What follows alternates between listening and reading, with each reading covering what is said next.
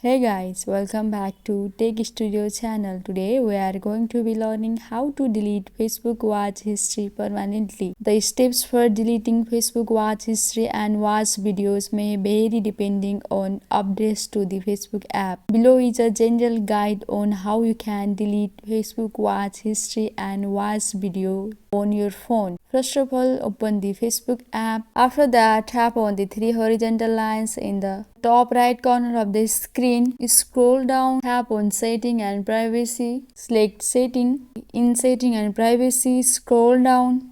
Tap on Activity Log. In Activity Log, if you swipe right like this, you can see after video searched videos you have watched. Tap on it. You should see a list of videos you have watched. Tap on the three dots next to a video. In the bottom, tap on delete. Or you can delete all at once by tapping clear video watch history.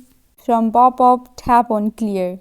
That's it guys. I hope this video was helpful for you. Please like and subscribe the channel and also don't forget to press the bell icon. Thank you.